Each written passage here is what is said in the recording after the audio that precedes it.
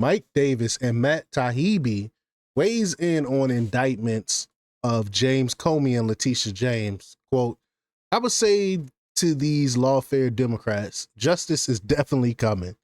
And thank goodness, how long have we been waiting for justice, especially when it comes to Comey? We've been waiting for 10 years for that corrupt man to be held accountable for his actions, spying on an incoming president. We all know about Crossfire Hurricane, what the FBI did to try to set up Donald Trump and made up the PP dossier and all these other things that went on to try to set up Trump. And Leticia James with her corrupt, made up crime to try to take Trump down. Finally, some accountability. So we're going to talk about it. We're going to play the clip and hear what Mike Davis and Matt Taibbi has to say about it. But before we get started, go ahead and hit that like button. Share this out so we can get this information out there. Subscribe if you're not already a subscriber. And hit that alarm bell so you know when I'm putting out new stuff. Also, check out my link tree in the description. There's a link to my Patreon. That's where I talk about things that I can't talk about here. There's also a link to my Instagram and my X account, so follow me there as well. All right, so let's get into this news. Excuse me, y'all, my allergies. Hold on. All right, so let's get into this news. Now, this comes from the Gateway Pundit, and they report that Matt Taibbi, editor-in-chief of Racket, and Mike Davis, president of the Article 3 Project, were both on Sunday Morning Futures with Maria Bartiromo to discuss the criminal charges and indictments of James Comey and Leticia James. So let's just get right to the clip here and hear what they have to say about all of this. Here we go. Welcome back. Now, reaction. On Wednesday, former FBI Director Jim Comey pleaded not guilty to federal charges of making false statements to Congress and obstruction. Meanwhile, New York Attorney General Leticia James was indicted by a federal grand jury in Virginia on bank fraud charges for allegedly making false statements on a mortgage application that netted her about $19,000. Joining me now with more on all of this is Matt Taibbi. He is editor-in-chief of Racket News, and Mike Davis. He is president of the Article 3 Project. Gentlemen, thank you so much for being here. Let me first get your reaction to all of this. Matt Taibbi. Yeah, I mean, I think before we get to it, Matt Taibbi, if y'all don't know, he was one of the main people reporting on the whole censorship stuff that was going on with Twitter before Elon Musk bought Twitter. And I got a whole playlist of the Twitter files that y'all might want to check out. All that, a majority of that information came from his research. So I'm a big supporter of Matt Taibbi.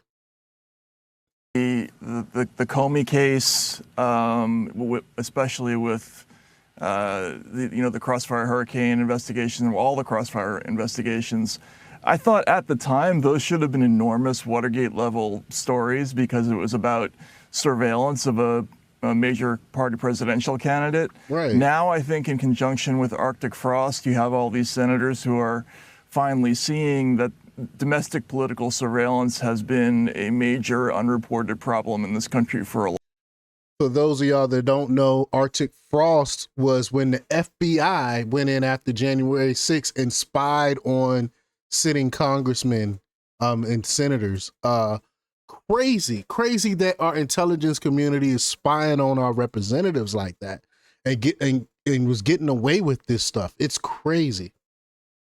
Long time. Wow. Well, yeah, we just spoke with a senator who was really affected. Bill Haggerty was tracked, and he said it happened to him 3 times. Mike, is all of this connected? We've been covering, obviously, the Russia collusion lie for a decade, and my viewers are well aware that it was fake from day one. But do you think this is all connected, and is this enough to create a conspiracy charge against Jim Comey and his friends who were part of that cabal?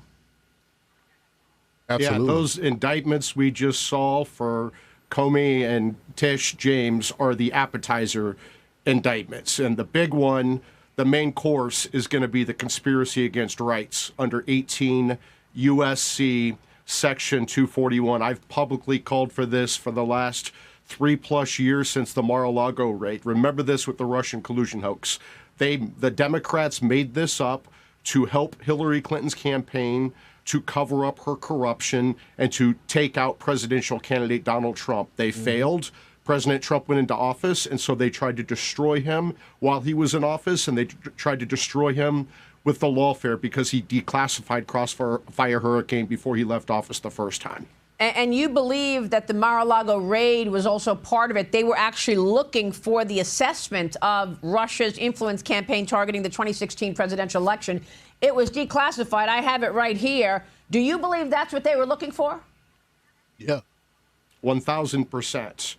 And those people who did this raid, like Jay Bratz and others, they did this to cover up their own corruption. This is the biggest scandal in American history. They politicized and weaponized intel agencies and law enforcement to take out their political enemy. This is third world stuff. And I would say to these lawfare Democrats, justice is definitely coming. Matt, this is all pretty extraordinary. It is, but again, I think we're now finally seeing the proper perspective on it. I agree with Mr. Davis. This is an enormous story. It should have been an enormous story at the time. It's just that we're finally realizing how serious it was to conduct surveillance of these people and to, manufacture intelligence, against a domestic political enemy. I have been reporting on, especially the Crossfire Hurricane stuff for years. Check back on my old channel, Democrat Republics, where I went over so many of those stories when it came to Crossfire Hurricane. I'm so happy to see that some people are actually being held accountable.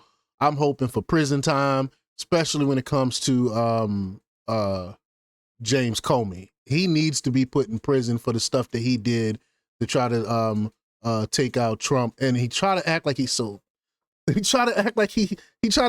this great person and he loves America, when in actuality he is the worst, I believe, FBI director we've ever had in our country. But y'all let me know what y'all think about this. Leave y'all comments down below. Do y'all think anyone will be held accountable? Like, share, and subscribe, and check out jjthepsychotherapist.com for the latest in news. Until next time, peace.